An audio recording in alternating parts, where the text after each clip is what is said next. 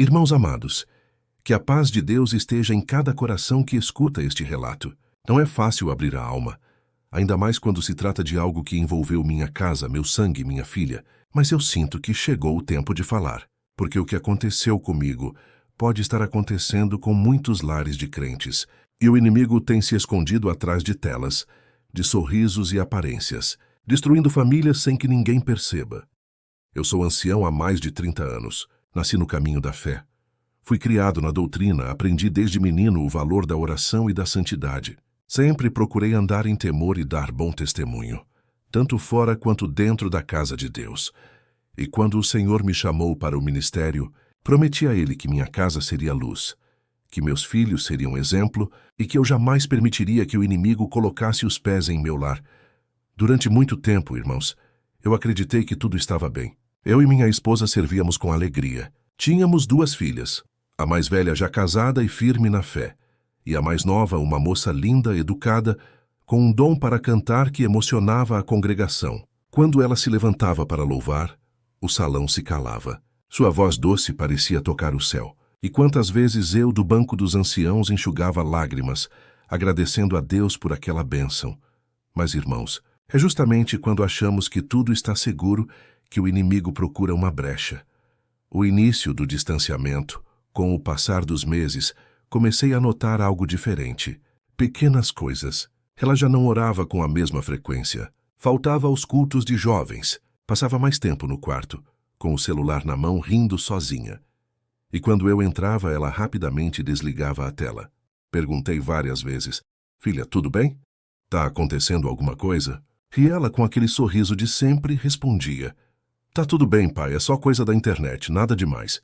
Eu acreditava, porque eu queria acreditar. Ela era criada no santo caminho, conhecia a palavra, e eu jamais imaginei que o inimigo pudesse se aproximar de uma filha que tantas vezes havia sentido o poder de Deus. Mas, irmãos, o diabo não respeita véu, terno ou ministério. Ele não teme os títulos. Ele entra onde há distração.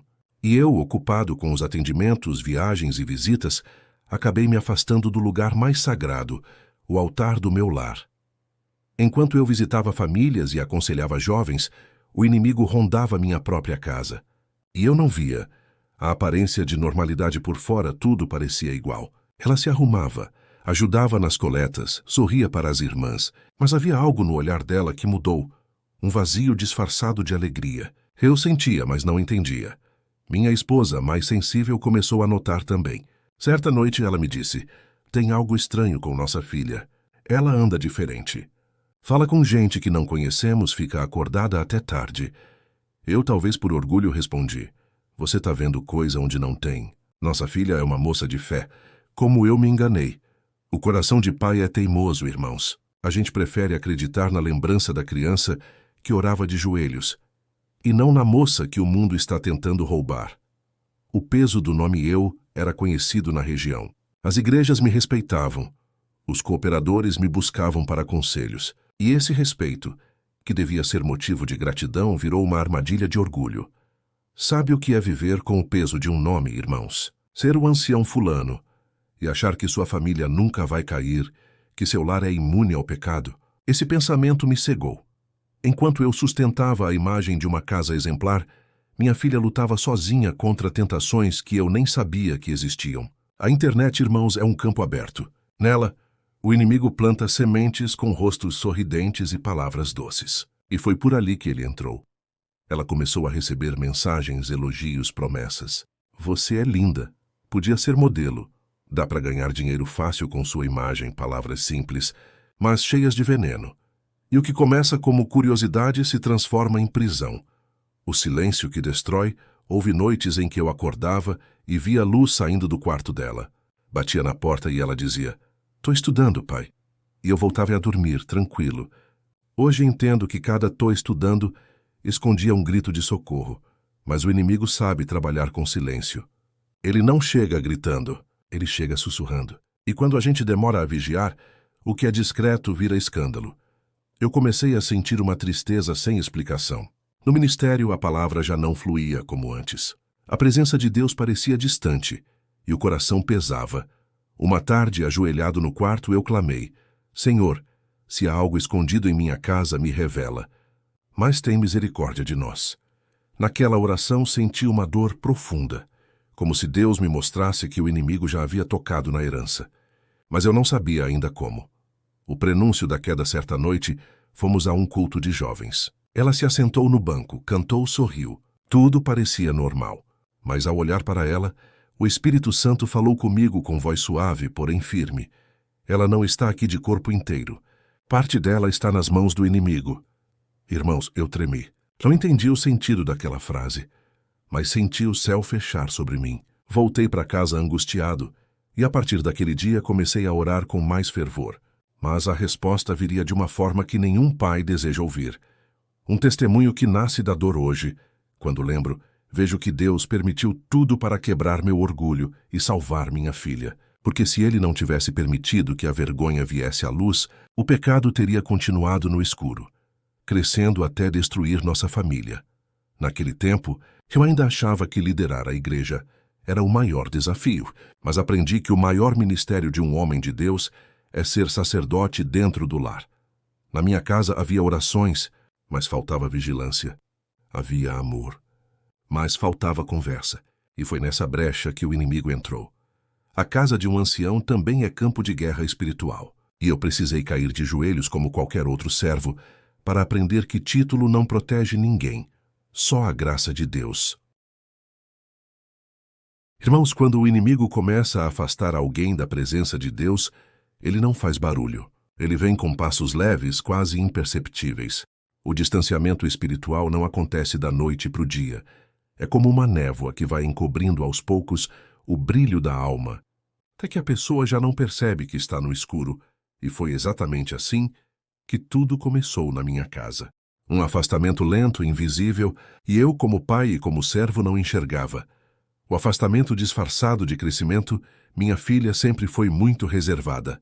Gostava de ler, de escrever, de cantar. Com o tempo, começou a dizer que queria ser mais independente, que precisava de espaço. Essas palavras, na boca de um jovem, hoje parecem comuns, mas o inimigo se aproveita delas.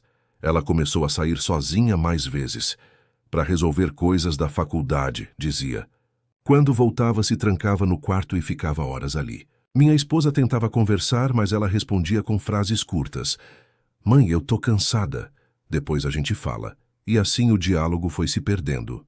Em casa ainda havia harmonia, mas já não havia comunhão.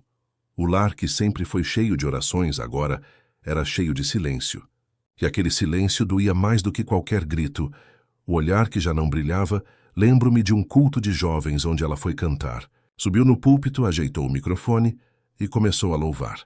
Mas enquanto cantava, eu percebi que havia algo diferente. A voz era a mesma, mas o brilho nos olhos, não. Era como se ela estivesse ali de corpo, mas o espírito longe.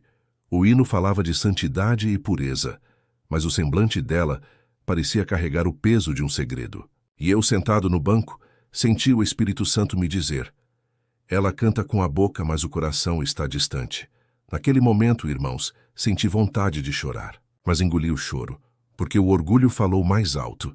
O medo de pensar que algo estava errado na casa de um ancião era maior do que o amor de um pai. E é assim que o inimigo trabalha. Ele primeiro nos enche de vergonha, para depois nos encher de culpa. As desculpas e as justificativas, com o tempo, vieram as mudanças pequenas, as roupas mais modernas, o batom só para se sentir bem, o corte de cabelo para mudar um pouco. Coisas que muitos chamam de normais, mas que para quem é nascido e criado no santo caminho, já são sinais de que algo no interior mudou. Ela dizia: pai, o senhor é muito rígido, e eu respondia: filha, eu só quero te ver salva. Mas quanto mais eu falava, mais ela se fechava. Era como se minhas palavras, antes cheias de autoridade espiritual, agora ecoassem num coração já ocupado por outro som, o som do mundo. E o pior, irmãos, é que o mundo sabe disfarçar sua voz. Ele fala com doçura, oferece liberdade, promete felicidade, mas entrega cativeiro. A casa dividida, minha esposa começou a sofrer em silêncio. Mãe sente antes de ver. Certa noite me disse chorando: ela não é mais a mesma. A gente fala de Deus, e ela muda de assunto. Fala do mundo, e ela se anima. Eu não quis acreditar. Disse: É só uma fase, vai passar. Mas não passou, o Espírito Santo já me alertava em sonhos e orações, mas eu resistia. A verdade é que o orgulho ministerial me impedia de enxergar a realidade familiar. Eu estava mais preocupado em não escandalizar a Irmandade do que em salvar a minha filha. E isso, irmãos, foi meu maior erro. Os sinais ignorados. Ela começou a postar fotos sorrindo nas redes sociais. Nada demais, aparentemente, mas algo me incomodava. Havia uma sensualidade escondida em cada imagem. Um olhar que não combinava com o espírito de uma serva de Deus. Um dia, com o coração apertado, pedi para ver o celular dela. Ela respondeu: "Pai, o senhor não confia em mim?" Aquilo me calou. E eu devolvi o celular. Hoje entendo. A confiança sem vigilância é terreno fértil para o inimigo plantar destruição. Deus me mostrava o perigo, mas eu, por medo de conflito, preferi o silêncio. E o silêncio de um pai pode ser a sentença de um filho. A batalha invisível. Enquanto ela sorria e fingia estar bem, havia uma guerra espiritual acontecendo. O inimigo já havia plantado sementes em sua mente. A vaidade, o desejo de ser notada, a curiosidade pelo dinheiro fácil. E tudo isso foi crescendo com a força de quem não é confrontado. Lembro-me de uma madrugada. Eu estava orando sozinho na sala, quando ouvi passos leves. Ela foi até a cozinha beber água e me viu ajoelhado.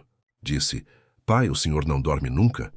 E eu, com os olhos cheios d'água, respondi: "O pai ora para não perder o que Deus me deu." Ela sorriu, mas o olhar dela me cortou a alma. Era como se dissesse, sem palavras: "Já é tarde, pai." E aquilo me destruiu. O clamor por revelação naqueles dias, minha oração mudou. Eu já não pedia mais bênçãos, nem saúde.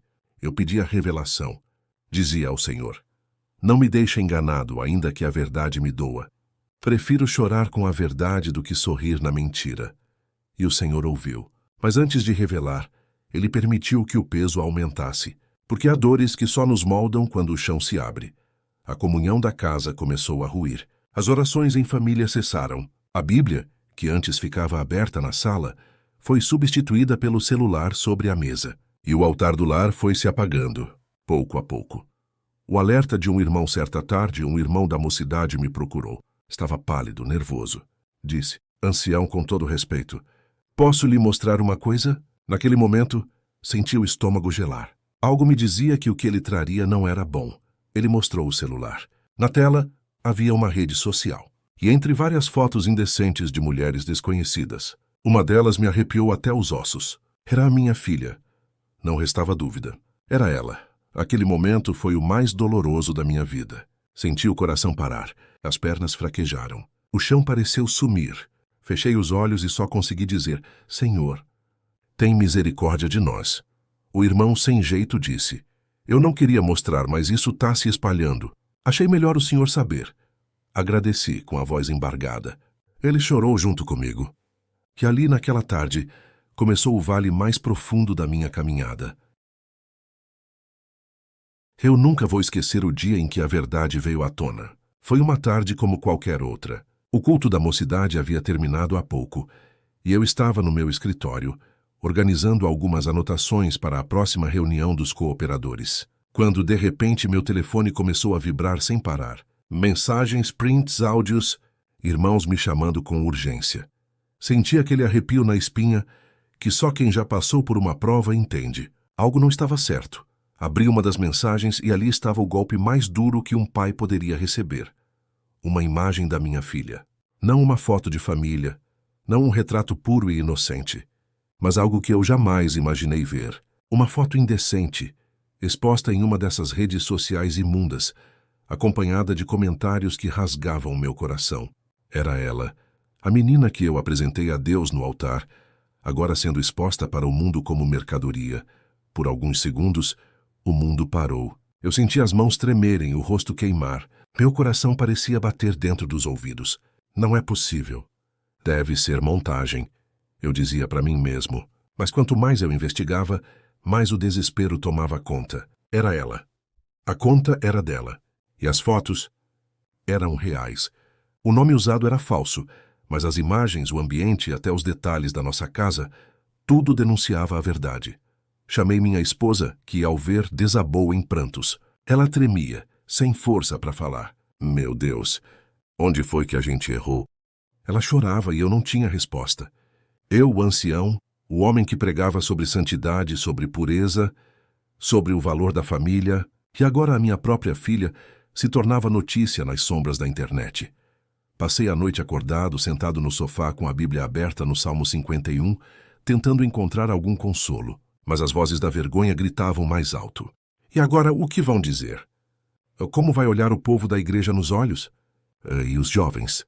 E os pais que te ouviam aconselhar sobre criação de filhos? Na manhã seguinte fui ao quarto dela. Ela estava sentada na cama, os olhos inchados, o celular ao lado. Me olhou e começou a chorar antes mesmo que eu dissesse qualquer palavra. Pai, eu não queria te envergonhar. Eu só queria me sentir bonita, disse com uma voz fraca, destruída. Aquilo me cortou por dentro.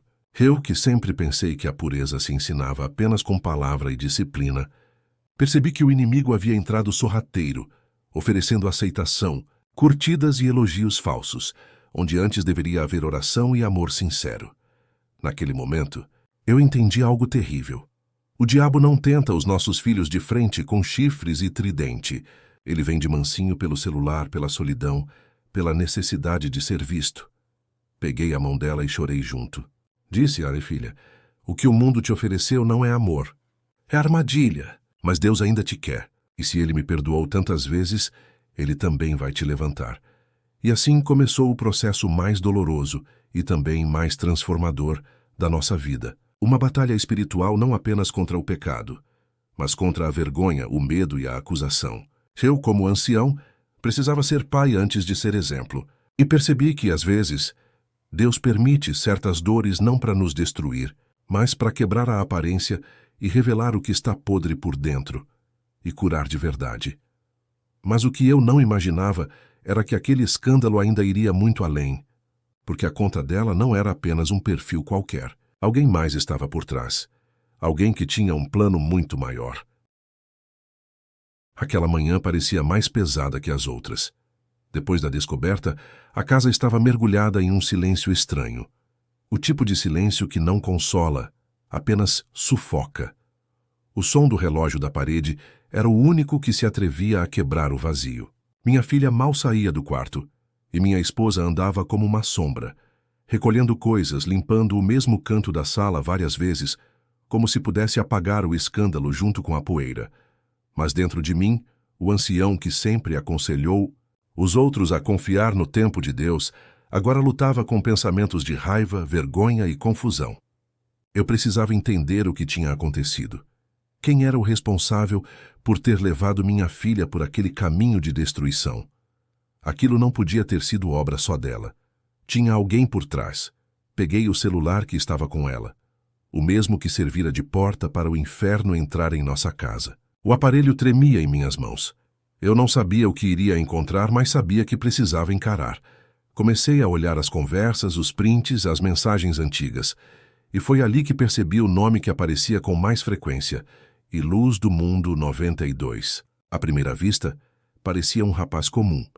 A foto de perfil mostrava um rosto sorridente, bonito, barba bem feita, olhar confiante. Dizia ser fotógrafo profissional e influenciador cristão.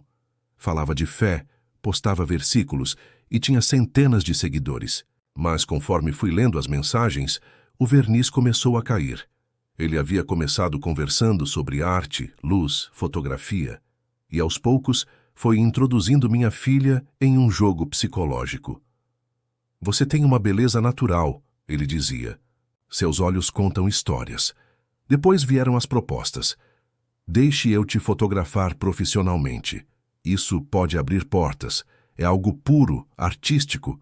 Eu lia aquelas mensagens e sentia o estômago embrulhar. Era um predador, disfarçado de cordeiro. Usava a Bíblia para seduzir, versículos para mascarar pecado.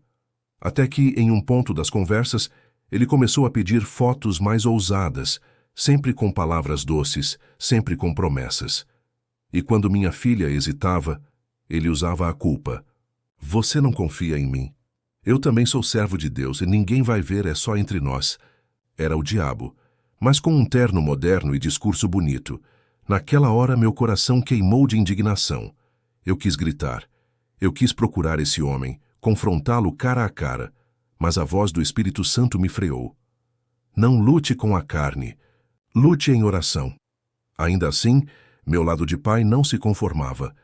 Comecei a investigar quem era esse iluz do mundo. Fui até o perfil, olhei os comentários, vi quem o seguia, descobri que ele já tinha contato com várias moças da igreja, inclusive filhas de irmãos conhecidos de outras localidades. E todas elas, aparentemente, achavam que ele era um exemplo de servo moderno, alguém que falava bonito de Deus e de autoestima. Foi então que eu percebi a profundidade do problema. Não era apenas um caso isolado. Era uma armadilha espiritual que vinha se espalhando nas redes, levando jovens à queda com aparência de santidade. Reuni coragem e chamei minha filha. Sentei com ela à mesa e, com voz calma, perguntei: "Filha, você conhece esse rapaz?" Ela abaixou a cabeça e respondeu com lágrimas: "Conheço, pai. Ele dizia que queria me ajudar a fazer um projeto de fotos cristãs para inspirar outras meninas, mas depois ele começou a mudar o jeito de falar. E quando eu quis parar, ele ameaçou expor tudo." Meu coração parou por um instante. Ele tinha chantageado minha filha. Era isso. Ela estava sendo manipulada pelo medo. Fui até o presbitério naquela tarde, sentei-me com os cooperadores mais próximos e, com muito cuidado, contei o que estava acontecendo. O silêncio que se fez na sala foi pesado. Um dos irmãos colocou a mão no rosto e disse: "Ancião, o inimigo tem se infiltrado de formas que a gente nem imagina. Esses influenciadores cristãos estão ganhando o coração dos jovens e corrompendo a fé deles por dentro." Decidimos orar. E naquela noite fizemos uma consagração apenas com os anciãos e cooperadores. Oramos até tarde. Enquanto todos clamavam, uma palavra veio em profecia.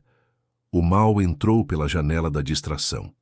A casa se encheu de imagens e vozes que não vieram de mim. Mas eu ainda limparei o templo. Aquelas palavras me cortaram como uma espada. Eu entendi que Deus estava falando comigo também. A distração que ele citava era o celular. A janela que abrimos sem perceber, onde o inimigo entra com sutileza. Depois daquela oração, decidi agir. Fui até as autoridades competentes, levei provas das conversas e pedi orientação sobre o que fazer. Descobri que o tal Iluz do Mundo 92 era, na verdade, um homem de outra cidade, já denunciado por aliciamento virtual. Ele havia mudado de nome várias vezes, sempre com o mesmo padrão. Se aproximava de jovens religiosas, ganhava confiança e depois explorava suas fragilidades. Quando recebi essa confirmação, minhas pernas quase falharam. Mas, ao mesmo tempo, senti um peso sair das costas, porque, enfim, eu tinha a resposta. Minha filha não era a única, e nem a pior. Ela era mais uma vítima de uma guerra espiritual disfarçada de rede social. Voltei para casa e, com o coração apertado, contei tudo para ela. Ela me abraçou chorando, dizendo: "Pai, eu me sinto suja, destruída." E eu respondi: "Filha, o que o inimigo te tirou, Deus pode restaurar. Mas você vai precisar deixar ele agir." Foi então que começamos um processo de restauração. Ela apagou o perfil, entregou o celular e passou a frequentar os cultos com o coração quebrantado. A igreja, que eu achei que nos julgaria, na verdade, nos abraçou. Muitos irmãos vieram nos consolar, dizendo: "Ancião, essa luta é de todos nós. O inimigo quer atingir os lares justamente por onde a gente se acha mais forte. Mas enquanto o tempo passava, algo ainda me incomodava. O Espírito Santo começou a me mostrar que essa batalha não era apenas dela. Era um alerta para todos os pais, todos os ministros, todos os servos de Deus. Porque o inimigo não estava apenas querendo corromper o corpo das nossas filhas, ele queria destruir o valor da pureza, zombar da santidade, profanar o que Deus santificou. Uma noite, enquanto orava sozinho, senti uma presença espiritual muito forte. Uma voz, não audível, mas clara, disse ao meu coração: "Você ainda não viu tudo. Há uma intenção mais profunda nisso tudo. O que está sendo atacado não são apenas as crianças, mas o conceito de pureza. O diabo quer normalizar o que antes causava vergonha." Aquilo me fez estremecer. Entendi que a luta era maior do que imaginava. Aquele homem era só um instrumento, uma peça num plano de corrupção moral e espiritual que vinha crescendo silenciosamente. A partir desse momento, comecei a pregar com mais firmeza sobre a santificação dos lares. Falei aos pais sobre o perigo das redes, da exposição, dos falsos amigos virtuais. E vi lágrimas nos rostos de muitos, porque o que aconteceu comigo poderia acontecer com qualquer um. No fim, quando tudo parecia se acalmar, recebi um último golpe. O tal homem foi preso, mas as fotos que ele havia coletado já tinham sido compartilhadas. Era impossível apagar tudo. E ali eu aprendi uma das lições mais dolorosas da vida. Tudo o que vai para a internet nunca volta. Mas também aprendi algo maior. O perdão de Deus vai mais fundo do que qualquer mancha. Porque mesmo com toda a vergonha, minha filha começou a se levantar espiritualmente. Voltou a cantar na mocidade com lágrimas. E um dia, no meio de um culto, o Espírito Santo tomou a boca de um irmão e disse: "A vergonha que te cobriu será o manto da tua vitória, e da tua dor eu farei testemunho." Naquele momento, entendi que a história ainda não havia terminado. Porque por trás de toda a dor, Deus estava levantando um propósito. Mas o inimigo ainda não havia desistido. Uma nova batalha estava prestes a começar. Não mais com um homem escondido atrás de um perfil, mas com a própria vergonha dentro da igreja. A notícia se espalhou como fogo em capim seco. Bastou uma alma maldosa comentar num grupo de jovens, e logo o escândalo tomou proporções que nenhum de nós esperava. Em menos de uma semana, a história da minha filha já estava na boca de crentes e descrentes. Ninguém sabia de fato o que havia acontecido, mas todos tinham algo a dizer. A verdade se perdeu em meio aos cochichos, e foi aí que a segunda prova começou, a mais cruel de todas. Ser julgado pelo mundo dói, mas ser julgado pela igreja, isso corta a alma. Eu sempre ensinei aos irmãos que o templo é lugar de cura, e não de condenação. Mas naquela fase, o próprio povo que um dia me chamava de servo fiel, passou a me olhar com desconfiança. As irmãs antes sorridentes, agora cochichavam quando eu entrava. Os jovens que antes me pediam conselhos, desviavam o olhar. Até alguns cooperadores começaram a manter distância, talvez com medo de manchar o nome. Era como se um muro invisível tivesse se erguido entre nós e o resto da congregação. Minha esposa mal conseguia sair de casa. Ela dizia: "Amor, não suporto ver os olhares. Parece que todos sabem, e todos nos culpam." E eu, com o coração apertado, tentava consolar. Eles não entendem ainda. Mas Deus vai mostrar que Ele está no controle. Só que, por dentro, eu também estava ferido. Eu pregava sobre graça, mas estava aprendendo o que ela realmente significava. Porque graça é continuar de pé quando ninguém mais acredita em você. Certa noite, durante o culto, aconteceu algo que nunca vou esquecer. Eu estava sentado no banco dos anciãos, e um cooperador visitante começou a pregar. No meio da mensagem, ele soltou uma frase dura. "Tem muito pai de família que sobe no púlpito, mas não governa sua própria casa. Como pode querer guiar o rebanho?" Aquelas palavras foram como flechas. Eu sabia que ele não havia dito meu nome, mas cada um ali sabia para quem a indireta havia sido lançada. Senti meu rosto queimar, e meus olhos se encheram d'água. Olhei para minha filha, que estava sentada no banco das irmãs. Ela abaixou a cabeça e chorou. Meu coração se partiu em 1000 pedaços. Terminado o culto, fui para casa e me tranquei no quarto. Ajoelhei e chorei como nunca antes. Clamei: "Senhor, eu te servi com sinceridade. Nunca preguei por vaidade, nunca busquei aplauso. Por que estou sendo esmagado assim?" E o Espírito Santo me respondeu de forma suave, quase imperceptível: "Porque você está aprendendo o que é carregar a cruz. O povo te admirava, mas agora vai te conhecer." Aquelas palavras ficaram ecoando na minha mente. Agora vão te conhecer. Entendi que Deus estava me despindo do orgulho, da imagem, da reputação, tudo aquilo que eu achava que precisava para servir. Ele queria que eu fosse apenas servo e nada mais. Mas enquanto eu aprendia com a dor, o povo seguia julgando. As línguas afiadas não se calavam. Um irmão chegou a dizer que minha filha devia ser afastada da mocidade para não dar mau exemplo. Uma irmã mais velha, em conversa com minha esposa, sugeriu que nos mudássemos para outra localidade para recomeçar do zero. E assim, entre olhares e comentários, fomos sendo isolados aos poucos. Mas Deus, que vê o que o homem não vê, começou a agir de um jeito inesperado. Numa tarde de domingo, enquanto eu ainda ponderava se devia pedir afastamento do ministério, recebi a visita de um jovem da congregação. Era um rapaz simples, recém-batizado. Ele me olhou nos olhos e disse: "Irmão, eu não sei o que aconteceu e também não quero saber. Mas foi a tua pregação que me tirou das drogas. E se hoje eu estou firme, é porque o Senhor te usou. Então não deixa essa prova te calar." Naquele momento chorei de novo, mas agora de gratidão. Porque percebi que por mais que alguns me julgassem, Deus ainda tinha propósito comigo. E o Espírito Santo começou a levantar pessoas inesperadas para nos apoiar. Irmãos que eu nunca imaginava se aproximaram, trazendo palavras, orações, ajuda. Até alguns jovens, tocados pela situação da minha filha, começaram a procurá-la para oferecer amizade verdadeira, sem condenação. Numa dessas conversas, uma moça da mocidade disse para minha filha: "Sabe, quando vi tudo o que aconteceu contigo, eu percebi que poderia ter sido eu, porque eu também quase caí num engano desses, mas ninguém sabe. E se Deus te levantou, é porque Ele quer te usar para alertar outras meninas." A partir daí, algo começou a mudar dentro da minha filha. Ela começou a enxergar a dor como missão. Certa noite, durante o culto de jovens, ela foi tomada pelo Espírito Santo e começou a cantar um hino com lágrimas. A igreja inteira sentiu a presença de Deus. E quando o hino terminou, houve um silêncio profundo. Então um irmão se levantou e profetizou em alta voz: "O vaso que foi quebrado eu mesmo restaurei, e das rachaduras dele fluirá o azeite da unção."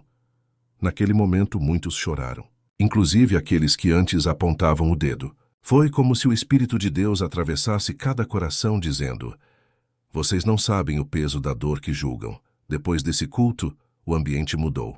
Alguns irmãos vieram nos pedir perdão. Outros confessaram que haviam espalhado comentários sem saber da verdade. Aos poucos, a vergonha foi sendo substituída por compaixão. Mas mesmo assim, havia ainda aqueles que não aceitavam. Sempre há. A religião fria não suporta ver a graça em ação. E um pequeno grupo de opositores começou a questionar: como um ancião envolvido num escândalo desses pode continuar no ministério? Isso fere a imagem da obra. Essas vozes chegaram até o conselho regional, e fui chamado para uma reunião. Lá, diante dos irmãos de ministério, falei com o coração aberto. Disse: "Eu não estou aqui para me defender. Tudo o que aconteceu foi uma prova. Minha filha errou, mas se arrependeu. E eu, como pai, aprendi o que é chorar por uma alma. Se acharem que devo ser afastado, eu aceito. Mas que isso sirva para todos nós entendermos que o diabo não entra apenas nas casas dos fracos. Ele também tenta destruir os lares dos servos de Deus." Houve um silêncio profundo. Um dos anciãos mais antigos, homem de oração, se levantou e disse: "Irmãos, não é hora de condenar. É hora de restaurar. O servo que passa por humilhação e permanece fiel, esse sim é provado por Deus."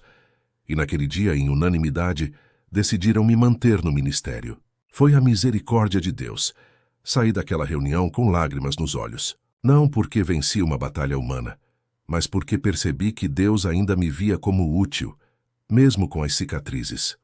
Com o passar do tempo, o testemunho da minha filha começou a alcançar outras congregações. Jovens que enfrentavam tentações semelhantes passaram a procurar ajuda. O que antes era motivo de vergonha se transformou em ferramenta de salvação. E assim, o que o inimigo tentou usar para destruir, Deus começou a usar para edificar.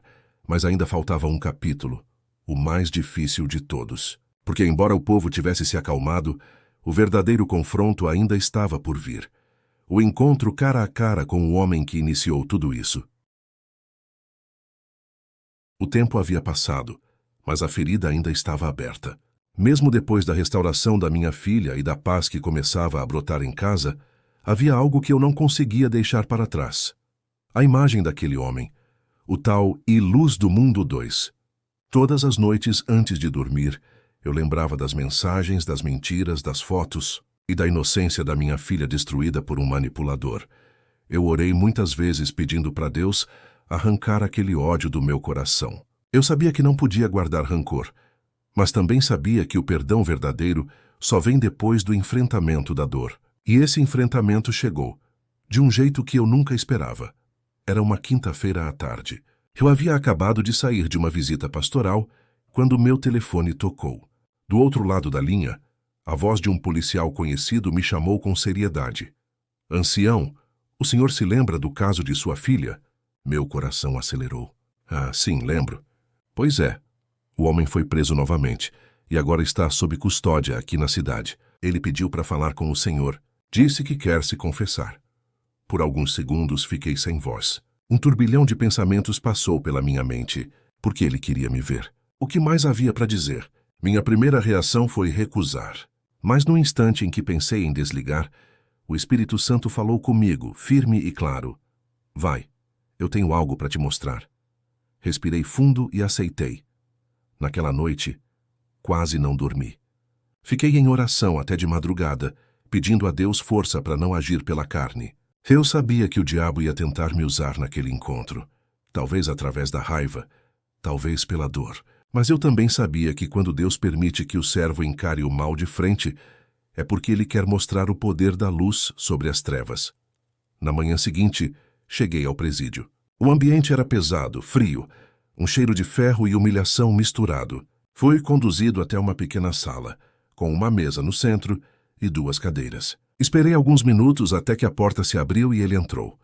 O homem era diferente da foto de perfil. O olhar arrogante tinha desaparecido. O cabelo estava raspado, o rosto abatido, as mãos tremendo. Vestia o uniforme bege do sistema prisional. E ao me ver, abaixou a cabeça. Por um instante, o silêncio dominou o ambiente. Eu apenas o observava. Diante de mim estava o instrumento do inimigo, aquele que havia causado o maior sofrimento da minha vida. Mas naquele momento, eu não via mais um monstro.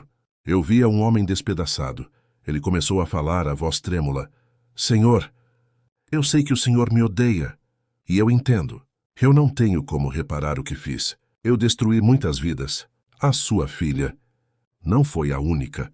Fechei os olhos. Doeu ouvir isso, mas eu sabia que precisava escutar. Ele continuou. Eu fingia ser cristão. Usava versículos, falava de luz, de arte. Mas por dentro eu era um poço de escuridão. Desde jovem eu entrei nesse caminho. Vendi minha alma para o prazer, para o dinheiro fácil. Cada vez que uma menina caía, eu me sentia poderoso. Mas depois, o vazio só aumentava. As lágrimas começaram a escorrer pelo rosto dele. Fui criado na igreja Mancião. Sabia cantar os hinos, sabia pregar, mas em algum momento, o pecado virou costume. Até que algo começou a me atormentar. Vozes à noite, pesadelos. Eu via rostos me olhando, chorando. Eu ouvia crianças gritando. Meu corpo arrepiou inteiro. Ele ergueu os olhos e disse algo que gelou a sala. Eu vi o próprio diabo. E ele me disse que o plano dele não era só destruir as meninas. Ele disse, eu quero quebrar a imagem da pureza. Quero pegar as crianças e mostrar que o corpo é só brinquedo. Quero que os pais desistam de vigiar e que os crentes parem de crer na santidade. Fiquei imóvel. Aquelas palavras bateram fundo. Era exatamente o que o Espírito Santo havia me mostrado semanas antes. Ele continuou chorando. Eu era um servo disso e não percebia. Mas depois que fui preso, algo aconteceu. Um pastor veio aqui e pregou sobre arrependimento. Eu resisti. Mas um dia, quando estava sozinho na cela, ouvi um hino tocando em outra ala. Era o mesmo que sua filha cantou na internet. Eu caí de joelhos e pedi perdão. Desde então não durmo em paz. Eu precisava ver o Senhor para pedir perdão, mesmo sabendo que não mereço. As lágrimas dele se misturavam ao som das minhas. Eu também chorava silencioso. Fiquei alguns minutos sem falar, até que olhei para ele e disse, você destruiu uma parte da minha vida. Fez minha filha conhecer a vergonha. Fez minha família sangrar. Mas eu não posso negar que também fui orgulhoso. E talvez Deus tenha permitido isso para me ensinar o que é misericórdia. Ele soluçava e eu continuei. O que você fez foi obra do inferno. Mas o que Deus está fazendo agora é prova do céu. Porque se até você está aqui chorando, é sinal de que a luz entrou onde as trevas reinavam. Ele me olhou surpreso, e naquele instante eu senti algo sobrenatural me envolver. Não era ódio, não era vingança, era compaixão. Uma presença suave, porém poderosa, encheu a sala. Levantei-me devagar, coloquei a mão sobre o ombro dele e disse, eu te perdoo. Não porque você merece, mas porque Cristo me perdoou primeiro. E se ele me limpou, ele também pode te limpar. O homem desabou, chorou alto, soluçando como uma criança. O carcereiro que assistia pela janela ficou em silêncio. Era como se aquele presídio tivesse se transformado num templo. Enquanto ele chorava, uma frase ecoou no meu coração. O perdão quebra as algemas que o ódio constrói. Saí dali leve. Pela primeira vez em meses senti paz. A guerra espiritual que começou com vergonha terminou com libertação. No caminho de volta para casa, o sol parecia mais forte, o vento mais limpo. E Deus falou comigo de novo em silêncio. Agora você entendeu, servo. Não era sobre tua filha apenas. Era sobre mostrar que a luz ainda vence, mesmo nas trevas mais profundas. Cheguei em casa, abracei minha filha e contei tudo. Ela chorou comigo. E juntos oramos pelo homem que a feriu. Sim, oramos por ele. Porque é isso que o evangelho verdadeiro faz. Transforma a dor em compaixão. Alguns meses depois recebi uma carta. Era dele. Escrita à mão com letras trêmulas dizia: Ancião, estou lendo a Bíblia todos os dias. Descobri que o verdadeiro arrependimento não é chorar pelo medo, mas pelo amor. Obrigado por ter me perdoado. O que sua filha sofreu eu não posso apagar, mas vou dedicar o resto da minha vida a alertar outros homens sobre o engano em que vivi. Terminei de ler aquela carta com os olhos marejados e entendi. Deus havia transformado um instrumento do inferno em testemunha da graça. E é assim que o Senhor trabalha, não com lógicas humanas, mas com milagres que a razão não entende. Mas aquele perdão que trouxe cura para o meu coração também despertou algo inesperado. A atenção da mídia e o julgamento de quem não compreende o agir de Deus. Logo, a história se espalhou de novo, e o povo começou a falar mais uma vez. Tudo parecia estar finalmente se acalmando. A casa que antes respirava vergonha e choro, agora exalava oração e paz. As madrugadas voltaram a ter cânticos, e minha filha começava a sorrir de novo. Eu acreditava que aquele capítulo da nossa vida estava encerrado, que o perdão havia selado o fim da tempestade. Mas o que eu não sabia é que Deus ainda permitiria uma última prova, a mais pública, a mais dolorosa, porque enquanto o céu celebrava a restauração, a terra preparava o escândalo. Tudo começou com uma postagem inocente. Uma irmã da mocidade, emocionada com o testemunho da minha filha durante um culto, decidiu escrever um texto no Facebook. Hoje vi a glória de Deus. A filha de um ancião que caiu num engano terrível cantou com lágrimas e testemunhou sobre o perdão e o poder de Jesus. A igreja inteira sentiu a presença de Deus. Ela não citou nomes, não mencionou a cidade, mas bastaram algumas horas para que os curiosos começassem a comentar: quem será essa moça? Foi em qual congregação? Ancião de onde? E como um fogo que não se apaga, o boato se espalhou. Perfis anônimos começaram a juntar peças, vasculhar fotos antigas, cruzar informações, até que no dia seguinte, um site de notícias evangélicas publicou uma matéria sensacionalista com o título: Filha de ancião envolvida em escândalo sexual volta a cantar na igreja e comove fiéis. O texto misturava verdade e mentira, distorcendo tudo. Falava de vídeos íntimos que nunca existiram. Dizia que eu tinha sido afastado, o que era falso, e ainda insinuava que a congregação cristã escondia casos semelhantes. Quando vi aquela matéria, senti o chão sumir sob meus pés. Era como se o inferno tivesse se levantado de novo. Nos dias seguintes, a história explodiu nas redes sociais. Canais de YouTube religiosos começaram a comentar o caso, usando thumbnails chamativas e títulos vergonhosos. Alguns me chamavam de falso santo, outros diziam que minha filha envergonhou a fé. E o pior, pessoas da própria Irmandade começaram a compartilhar as publicações sem verificar nada. Era a modernidade do apedrejamento, não mais com pedras, mas com cliques. Minha esposa entrou em desespero, chorava o dia inteiro, com medo de sair de casa. Minha filha. Ah, minha filha. Ela ficou em silêncio por 2 dias inteiros. Não comia, não falava, apenas segurava a Bíblia no colo e olhava pela janela. Na terceira noite, quando entrei no quarto dela, encontrei-a ajoelhada. Ela chorava, mas havia algo diferente naquele choro. Não era desespero, era entrega. Pai, disse ela com voz trêmula, o inimigo quer usar isso para calar o testemunho. Mas se Deus me levantou, eu não posso me esconder. Mas, filha, estão te atacando. Que falem, pai. Eu não sirvo à internet. Sirvo a Deus. Aquelas palavras me atravessaram.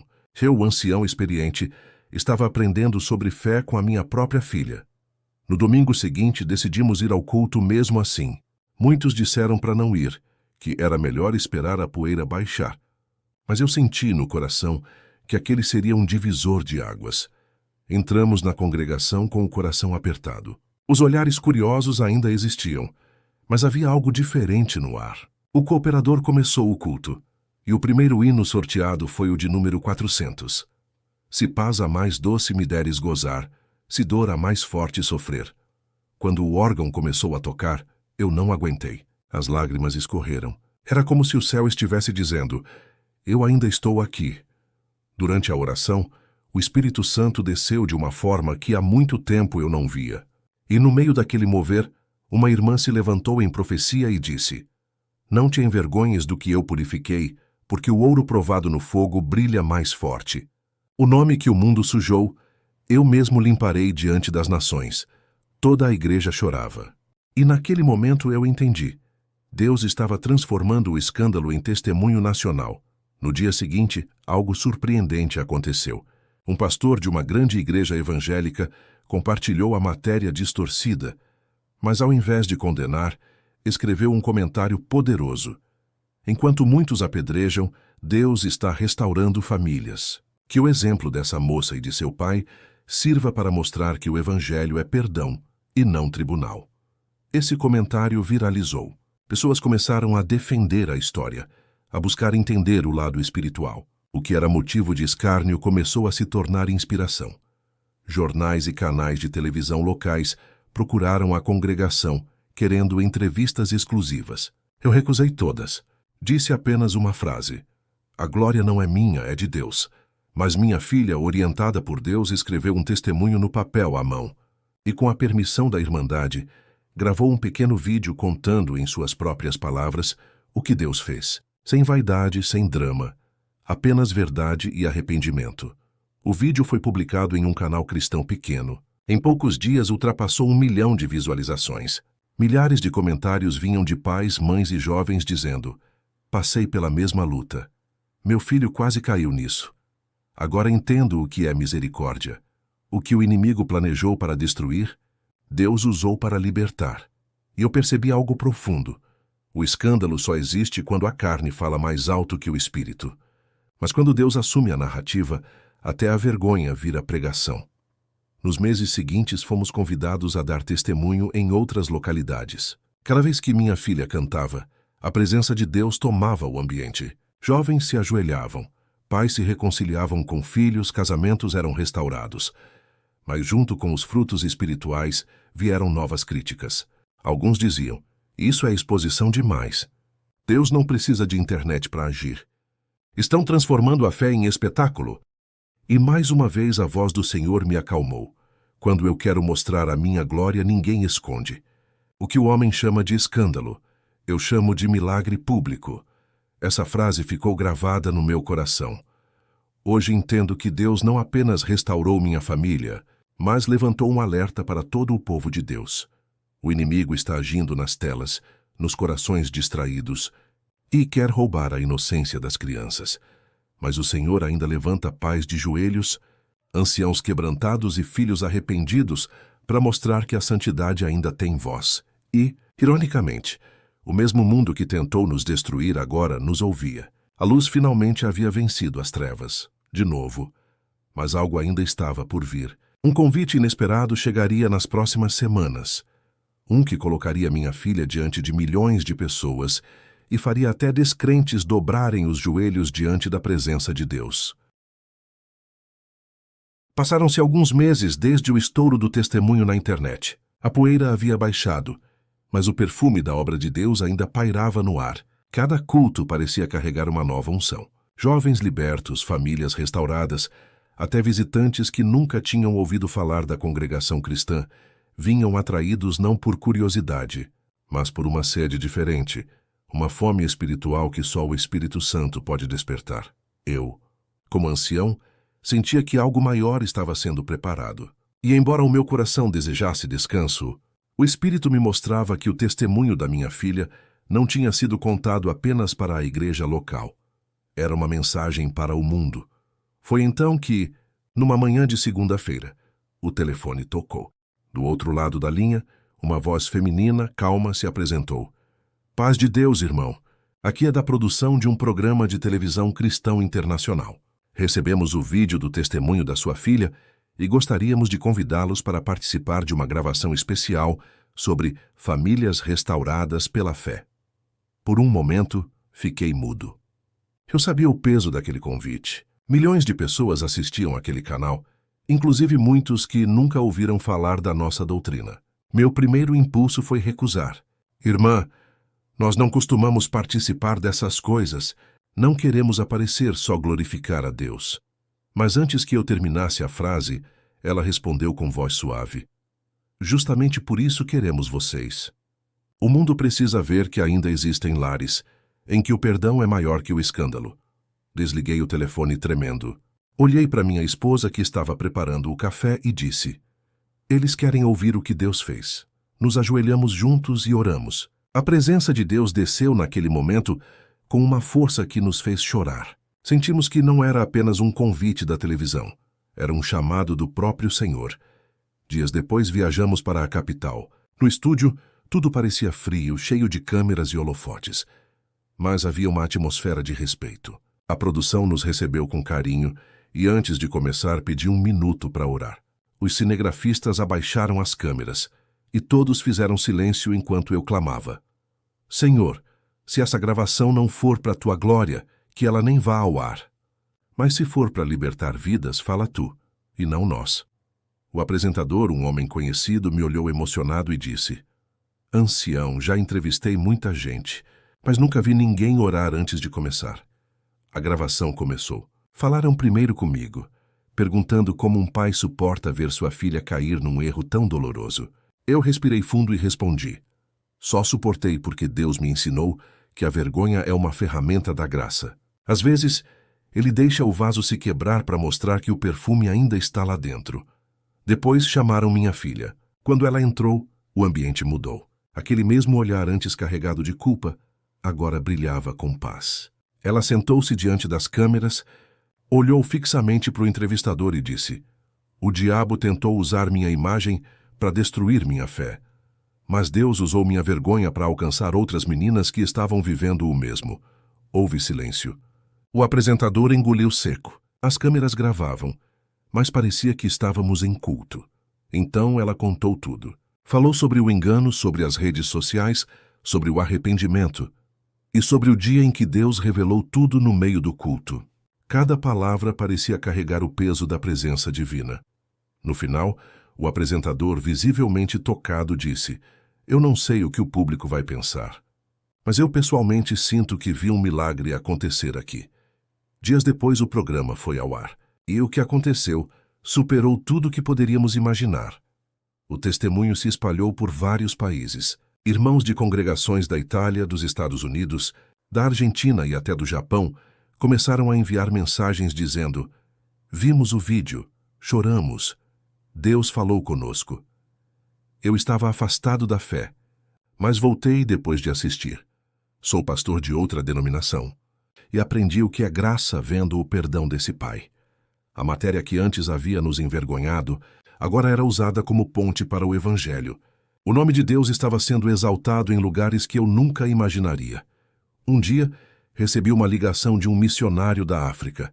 Ele disse com voz trêmula: Ancião, há uma jovem aqui na vila que estava se vendendo na internet.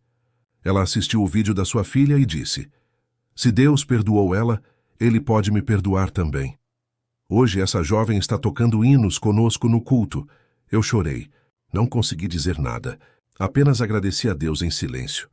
Deus havia feito o impossível, transformado a vergonha de uma casa em um testemunho mundial de redenção. Mas, mesmo em meio à alegria, uma nova luta começou. Agora, não contra a vergonha, mas contra o orgulho, porque o sucesso espiritual também é uma prova. Minha filha passou a ser convidada para eventos, congressos, podcasts. Muitos queriam ouvir sua história. E eu temia que a fama substituísse o quebrantamento. Então, numa noite, chamei-a para conversar. Filha, lembra o que Deus te disse? Lembro, pai, que o ouro provado no fogo brilha mais forte. Pois lembre também, o ouro não brilha por si. Ele reflete a luz. Ela sorriu e respondeu, eu nunca vou esquecer, pai. E de fato não esqueceu. Em cada lugar que ia, ela fazia questão de dizer, não falem de mim. Falem do Deus que me tirou do lamaçal e me fez nova criatura. Um ano depois, fomos convidados para uma conferência cristã em Portugal. Lá, diante de milhares de pessoas, ela cantou o mesmo hino que havia cantado no dia em que Deus revelou o pecado. O hino número 400. Mas dessa vez, ela cantou sorrindo. E quando terminou, a plateia inteira estava de joelhos. Entre os presentes havia padres, pastores, bispos e até jornalistas ateus. Muitos choravam. Um deles me procurou no final e disse, eu vim aqui para escrever uma crítica, mas saio convencido de que Deus ainda fala. Naquela noite voltei para o hotel e fiquei olhando pela janela. A lua brilhava sobre o Tejo e o Espírito Santo falou comigo.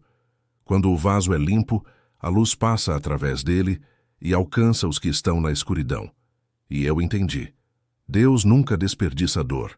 Cada lágrima derramada no chão daquela congregação se transformou em semente plantada no coração de alguém do outro lado do mundo. Hoje, quando olho para minha filha, vejo não a moça que caiu, mas a mulher que Deus levantou para ser farol em meio à escuridão digital. E quando subo no púlpito e abro a Bíblia, minha voz treme, mas não de vergonha, de gratidão. A congregação continua simples, os bancos ainda são de madeira, os véus continuam brancos e a presença continua sendo a mesma. Mas agora, cada vez que ouço os jovens cantando, lembro que o inimigo queria destruir essa geração. E sorrio porque Deus mostrou que ainda há remanescentes que não se dobraram. No fim, não fomos nós que contamos a história. Foi o próprio Deus quem a escreveu, com tinta de perdão e lágrimas de arrependimento. E assim, de um escândalo doméstico nasceu uma mensagem eterna. Não há pecado tão grande que o sangue de Cristo não possa lavar, e não há vergonha tão profunda que o amor de Deus não possa transformar em glória. E, se me permitem encerrar este testemunho como comecei, deixo apenas uma frase. Servir a Deus é andar entre a humilhação e a glória, e em ambas continuar adorando.